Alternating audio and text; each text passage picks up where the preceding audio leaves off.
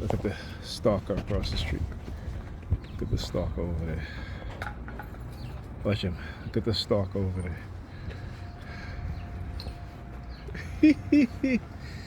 It's funny how he comes to put his scooter there when he was standing over there where the other tree is at over there. Right? He could have put his scooter over there. Right? And again, I keep saying what it is that they do and how they try to mask it. Now look, he puts his scooter all the way over there, and look where he lives, where he's going, right there. He could bring his scooter up there, chain it to the fence up there, right? Much safer, right? But again, I want you guys to, one thing like I said about me is that I have observed what it is that they do, and based on human behavior, based on their behavior, right? Their predatory behavior and the things that they do and try to get away with it. Now, if I have a scooter and I'm going into my house or a friend's house, it's not to say it's an apartment, even if it's an apartment building, you bring the scooter inside, right? If it's a house like this, what you see right here, the scooter would be much safer in the front yard chained to the fence, right? But I saw him standing there, and as soon as he sees me come out the building, he walks over there, and of course, wearing the color black, all black. They've been engaging in that behavior of using the color black.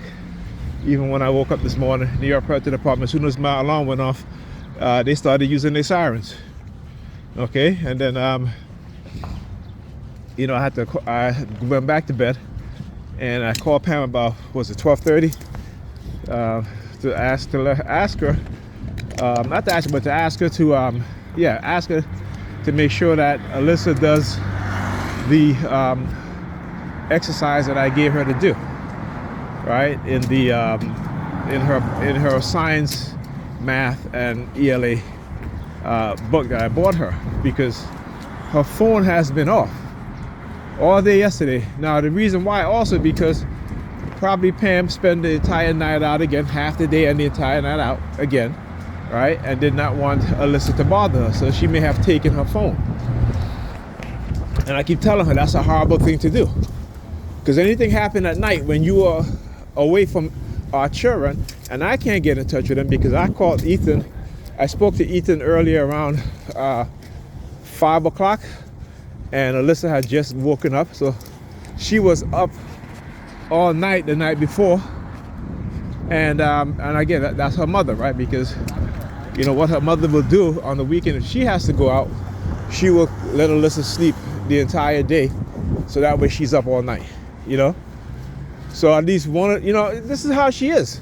So if Ethan is asleep, Alyssa is up, which is really ridiculous. But if Alyssa doesn't have her phone, then what? So she will always do things like this. And I told her all the time, I said, that is horrible that you as a mother would do this to your children, right? Because you want to go have your fun.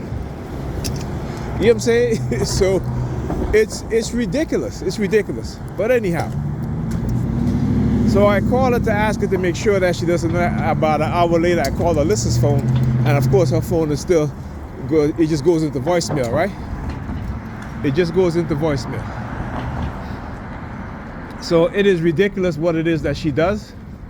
And I'm like I tell her, I said, you always, particularly with our women, because they're so religious, and they claim to be religious, actually, they always going by hope and a prayer, right? A hope and a prayer. Hope that nothing bad will happen. Instead of being proactive and preventative, they go by hope and a prayer. I'm gonna do whatever, and I'm gonna just pray to God and just leave it up to the universe, and whatever happens. You can't think like that when you have children. You shouldn't think like that as an adult anyway, right? But our women thinks like that the most of everybody else. I just watched a video that was posted yesterday by a news agency, and it talks about how in Long Island, right, over 6,500 black people applied to become police officers, and out of the over 6,500, only 60 were hired. And then the police commissioner, said that the reason why there isn't a lot of black people, a black police officer on the Long Island Police Force, is because a lot of times they are raised in single mother household. So they lack the emotional intelligence, they lack the ability, in terms of their mental illness, in terms of their mental capacity to become police officers, they lack that. And I couldn't believe, well, I should say I couldn't believe, but I'm not surprised that they think this way. I am not surprised. Like I said, you don't think that there's a reason why they attack the black family, why they want our people, particularly our boys and girls, to be raised in household that's predominantly. No, go ahead. Come on. Okay. That you don't think that this is not they're not engineering this? There are certain jobs in which white people will discriminate against anybody. Well, I shouldn't say anybody, against other groups of people based on their family upbringing. Right? Because I'm sure not every white police officer on the Long Island Police Force were raised with two parents in the household. But when it comes to black people specifically, black men and black women, they use that as a metric to deny us those opportunities. But again, it's a mask, because white people do not want black people occupying their communities as police officers. But they think it's perfectly fine that white police officers occupy black communities in areas in which majority of black people live, right? Because they become an occupying force, one that brutalizes, one that engages in all sorts of criminality against the black residents, right? And here's the thing, even when black people do are police forces and do occupy, not occupy, but do patrol white communities, they don't treat white people and white children the way that white police officers and black police officers treat black children in black communities, and black male adults and women also in black communities. It's a stark difference. It's a stark difference that we fail to recognize and understand.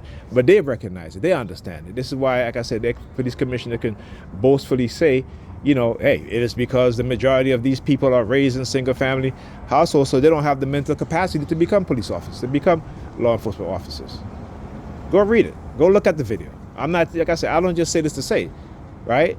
And this is the majority of them, because they're the ones that are in position of authority, and they're the ones that do most of the hiring. And there's a reason why that the New York City Police Department is overwhelmingly white. Okay, it's a reason why the fire department is overwhelmingly white. It's a reason why in health, the doctors, paramedics, nurses, overwhelmingly white. All right, we're the boo-boo the clown. We're the stupid ones, because we don't think. Right, we don't think at all. Right, we love white people. They hate us. The only thing they love about us is that they can profit off of us. All right, talk to you guys on the next video.